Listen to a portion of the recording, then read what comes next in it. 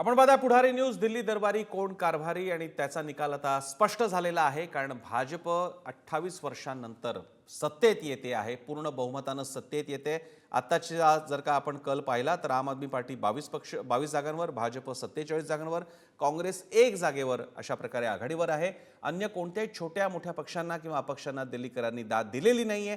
त्यामुळे दिल्लीने आपला आतापर्यंतचा निकालाचा एक आपली परंपरा कायम राखत ज्या पक्षाला सत्ता द्यायची त्याला ती पूर्ण सत्ता द्यायची असं ठरवत सत्ता दिलेली दिसते. आपण बघूयात ब्रेकिंग, आमच्या हेलिकॉप्टर ब्रेकिंगमधून ताजे अपडेट्स.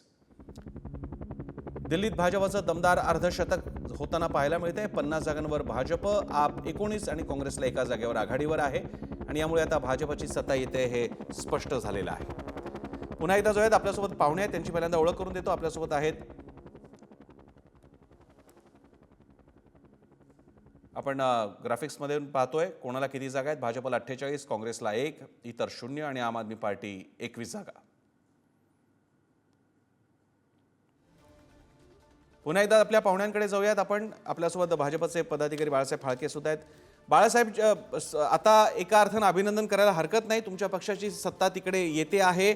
या जादूचं काय कारण होतं? केजरीवालांसारखा चेहरा, आम आदमी पार्टीचं काम आणि दिल्लीने त्यांना इतक्या वेळा भरभरून मतदान केलं होतं. अशा वेळी दिल्लीची सत्ता तुम्हाला 4 वेळा हुलकावणी देत होती. हा चमत्कार कसा घडला यावेळी? चमत्कार म्हणण्यापेक्षा हा ऍक्च्युअली वास्तव्य आहे जमिनीवरचं, की जनतेला परिवर्तन हवं पाहिजे होतं. बरं. जनता ही ऍक्च्युअली यांच्या आश्वासनांना आणि जनतेला कुठेतरी एक जाणवत होतं की आता आपले विकास होऊ शकत नाही. जे सरकार आहे, सरकारला त्यांनी भरपूर वेळ दिला, 10 वर्षापेक्षा जास्त काळ त्यांनी दिला त्यांना.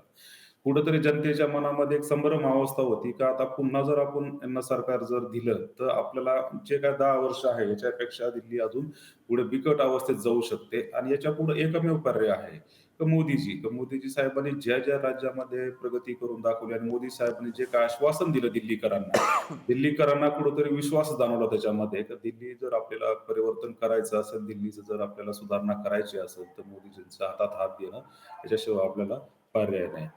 आपण असं म्हणतो ना एखाद्या वेळेस, जे आपल्याला नकोय याच्यापेक्षा बेटर काय मिळेल आपल्याला, आणि दिल्लीकर हुशार आहेत फार.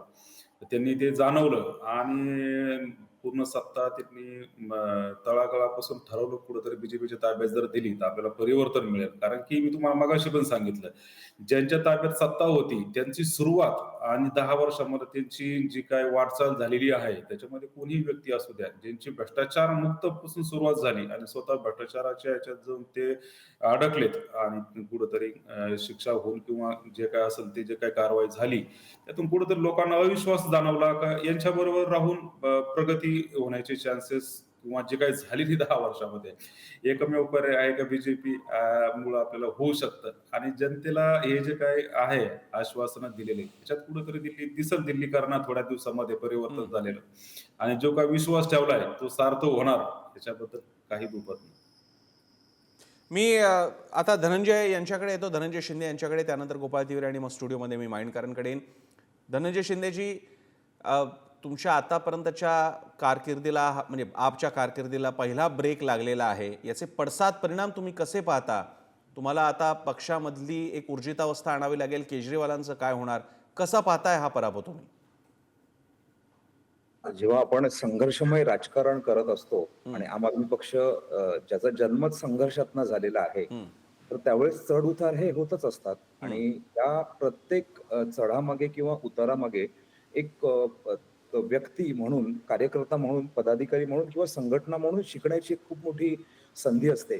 आणि तुम्हाला कल्पना आहे की 12 वर्ष, 12.5 वर्षामध्ये पूर्वी स्थापन झालेला पक्ष आज राष्ट्रीय पक्ष झालेला आहे. पंजाबमध्ये आमची पूर्ण सत्ता आहे, गोव्यामध्ये 2 आमदार आहेत, गुजरातमध्ये आमचे 4 आमदार आहेत. त्यामुळे पक्षाची घोडदौड ही चालू आहे. ही मला असं वाटतं की ही टेम्पररी म्हणजे सिच्युएशन आहे. आम्ही याच्यातनं पुन्हा एकदा मोठ्या प्रमाणात उभारी घेऊ. बल्कि याच्यातला मला एक गोष्ट अशी म्हणजे सांगायची, तुमच्यासमोर मांडायची आहे, ती म्हणजे की येणाऱ्या काळामध्ये भारतातल्या इतर राज्यांमध्ये सुद्धा आम आदमी पक्ष मोठ्या प्रमाणे म्हणजे आपण तिथे इन्व्हॉल्व्ह होऊ, तिकडच्या निवडणूक प्रक्रियेमध्ये इन्व्हॉल्व्ह होऊ, संघटना बांधणीवरती की विरोध करणं आणि विरोधात बसणं हे पण काही हरकत नाहीये. सत्ता येत असते, जात असते, पण आतिशी मार्लेना असतील, अरविंद केजरीवाल, मनीष सिसोदिया हेही पिछाडीवर आहेत. एवढा इतका राग का होता दिल्लीकरांच्या मनात तुमच्याबद्दल? नाही, मला असं वाटतं की या ज्या भाजपच्या प्रवक्त्या ज्या आता बोलल्या त्या पूर्वी भाजपमध्ये होत्या, नंतर निवडणूक एकनाथ शिंदेच्या शिवसेनेतनं लढल्या संधू हो. साधी पाटील, हो, आणि हो, आता खरंय. हे जे बोलतायत त्याला अत्यंत अहंकाराचा वास येतोय. रावणाचा अंत सुद्धा अहंकारामुळे झालेला. भारतीय जनता पक्षाच्या नेत्यांचा जो अहंकार आहे गेल्या 2014 पासून आतापर्यंत हा वाढत चाललेला आहे. मी पुन्हा एकदा नम्रतेने सांगतो, मी 1 तासापूर्वी पण आम्ही तसंच म्हणत होतो की आमचा जो विरोधक असेल तो संपला पाहिजे किंवा अहंकाराचं राजकारण केलं नाही आणि करणार सुद्धा नाही. प्रत्येक परिस्थिती ही संधी असते आणि या सकारात्मक विचारातनच आम्ही याच्या पुढचे सुद्धा काम करू. जर आम आदमी पक्षाच्या जी काही आपण राज्यकारभार केला त्याच्याबद्दल जर यांना आक्षेप होता, तर भाजपने जे संकल्प पत्र जे जाहीर केलेलं आहे त्याच्यात आम आदमी पक्षाची जी काही स्कीम्स आहेत, जे काही काम चाललेलं आहे ते पुढे कंटिन्यू करायची त्यांच्या वचनपत्रामध्ये पहिला मुद्दा का दिलेला आहे याचं उत्तर मिळालं पाहिजे. दुसरा मुद्दा म्हणजे भ्रष्टाचाराबद्दल बोलताय. भ्रष्टाचार, भ्रष्टाचार, भ्रष्टाचार सिद्ध कुठे झालेला आहे? आणि तुम्ही मला सांगा, तुमच्याकडे पोलीस यंत्रणा होती, त्याचा तुम्ही दुरुपयोग केला. सगळं करून सुद्धा सीबीआय आणि ईडीचा वापर करून सुद्धा केजरीवालजी, मनीष सिसोदियाजी, सत्येंद्र जैनजी सही सलामत बाहेर आलेले आहेत. त्यामुळे फक्त भ्रष्टाचाराबद्दल जनतेच्या मनामध्ये धूळफेक करायची आणि नकारात्मक राजकारण करायचं हे जास्त काळ चालत नाही, मला हे सांगायचंय. भारतीय जनता पक्षाला विजय जरी मिळालेला असला तरी सुद्धा अहंकारामुळे तो विजय होत्याचा नव्हतं व्हायला वेळ लागत नाही. अटल बिहारी वाजपेयी सुद्धा, त्यांचा सुद्धा पराभव झालेला, इंदिरा गांधींचा सुद्धा पराभव झालेला. त्यामुळे इमॅच्युअर्ड पद्धतीने, अपरिपक्व पद्धतीने जर काही स्टेटमेंट्स दिल्या तर त्याला काही समाज किंमत देत नाही.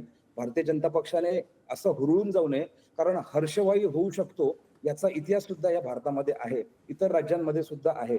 आणि म्हणूनच 2015 साली भारतीय जनता पक्षाच्या फक्त 3च जण निवडून आलेले, तरी सुद्धा म्हणजे 10% पेक्षा कमी आमदार असून सुद्धा आम्ही त्यांना विरोधी पक्ष नेते पद दिलेलं. परंतु ही भूमिका भारतीय जनता पक्षाने 2014 साली घेतली नव्हती. त्यांनी 2019 साली पण नव्हती घेतली. लोकसभेच्या निवडणुकांमध्ये 10% पेक्षा कमी मतात खासदार निवडून आलेल्या काँग्रेस पक्षाला त्यांनी विरोधी पक्ष नेतेपद दिलं नव्हतं. आम्हाला दिल्लीचा विकास करायचा होता, आम्हाला दिल्लीच्या जनतेबद्दल आस्था होती आणि म्हणूनच आम्ही त्यावेळेस तशी अगदी बॅलन्स भूमिका घेतली जी देशातल्या लोकशाहीसाठी खूप गरजेची होती. आणि संविधानाच्या चौकटीमध्ये ज्या काही चांगल्या गोष्टी करता येतील त्या करण्यासाठी येणाऱ्या काळामध्ये भारतीय जनता पक्षाला जरी बहुमत जरी आलं असलं तरी सुद्धा आम्ही रचनात्मक राजकारण करू. आम्ही भारतीय जनता पक्षासारखं अहंकाराचं राजकारण अजिबात करणार नाही. दिल्लीच्या जनतेसाठी ज्या ज्या गोष्टी फायद्याच्या असतील आणि आम्ही राबवलेल्या ज्या स्कीम्स आहेत ज्याच्यामुळे दिल्लीच्या विकासाच्या मॉडेलचं जगभर नाव होत आहे, देशातले इतर राज्य सुद्धा दिल्लीच्या विकासाच्या मॉडेलचं रेप्लिकेशन करतायत, कॉपी करतायत, इम्प्लिमेंटेशन करतायत. तर ते कशा पद्धतीने पुढे कंटिन्यू राहील दिल्लीतल्या. ठीक आहे, तिवारींना मला विचार, गोपाळ तिवारीजी, काँग्रेससाठी आता एक जागा मिळाल्यानंतर तसा म्हणजे तुम्हाला आता सध्या पहिल्यांदा किमान खातं उघडलेलं आहे याचं एक समाधान आहे, मागच्या वेळी ते नव्हतं. माझा आपल्याला प्रश्न आहे, दिल्लीमध्ये केजरीवालांची स्पेस मात्र कमी होते जी भाजप हळूहळू घेऊ पाहत आहे. तुम्ही आता तिथे वाढण्यासाठी काय करणार आहात तिवारीजी? आमचं वोट पर्सेंटेज हे 100% वाढणार आहे आणि वाढलेलं पाहायला मिळेल आणि एक जागेवर नाही, नक्की जागा वाढतील. 11च्या सुमारास आपल्याला कळेल. दुसरं एक मी अजून एक सांगू इच्छितो की जेवढी फ्री अँड फेअर इलेक्शन करणं हे निवडणूक आयोगाचं काम असतं. आचारसंहितेचं वेळोवेळी पायदळी तुडून किती आचारसंहिता भंगाचे या निवडणूक आयोगाने एक साधी FIR तरी कुणा विरुद्ध नोंदवली. संपूर्ण त्या ठिकाणी सत्ताधारी पक्ष, केंद्रीय मंत्री, अनेक राज्यांचे मुख्यमंत्री, अनेक केंद्रीय मंत्री सगळे अक्षरशः झपाटून त्या ठिकाणी उतरले होते. आचारसंहिता वेळोवेळी पायदळी तुडवली जात होती. ह्याचे काहीतरी नैतिक संकेत आहेत का नाही, या सगळ्या गोष्टीचं पालन व्हायला पाहिजे. म्हणून मी म्हटलं की शेवटी असं आहे की निवडणूक ओरिएंटेड राजकारण फक्त येन केन करून ते करायचं आणि प्रत्यक्ष आपण जनतेविषयी, संविधानाविषयी, जनतेच्या प्रगतीविषयी याविषयीची बांधिलकी, याच्यात फार मोठी तफावत आहे. त्यामुळे हे राजकारणाचा हा ट्रेंड जर पडत असेल तर निवडणूक भिमुखच राजकारण करायचं, त्याच्यानंतर आणि आपल्या विरोधी पक्षाला संपवायचं, म्हणजे कोणी त्या ठिकाणी प्रश्न विचारायलाच नको, अशा पद्धतीचं जर राजकारण होत असेल तर ते चिंतेचा विषय लोकशाही करता, संविधानाकरता, असंच मला म्हणायचं. ठीक आहे, मी इथे स्टुडिओमध्ये येतो. जयंत माइंडकरजी, आता चित्र स्पष्ट झालेलं आहे. आता काही मुद्दे पुढे घेऊन जायचं असेल तर हे राजकारण एक दिल्ली, नुसती दिल्ली नाही, महत्त्वाचं राज्य आहे. उत्तर भारतातली हवा बदलते का? भाजपचं मधल्या काळात आपण पाहिलं, बिहारमध्ये पहिल्यांदा जेव्हा भाजपच्या जागा कमी होत्या आणि नितीश आणि लालू एकत्र आले होते, तेव्हा वाटलं होतं की आता बिहार शोज द वे वगैरे सगळं वेव चालली होती. नंतर धक्कादायक निकाल आपल्याला हरियाणा, त्याच्या आधी राजस्थान, मध्य प्रदेश, छत्तीसगडमध्ये बघायला मिळाले. उत्तर भारत म्हणजे भाजप आणि भाजप म्हणजे उत्तर भारत, हे समीकरण झालेलं आहे. हो, ते झालेलं होतं आणि आता त्या एक प्रकारे त्याला पुन्हा बळ मिळालेलं आहे याचं कारण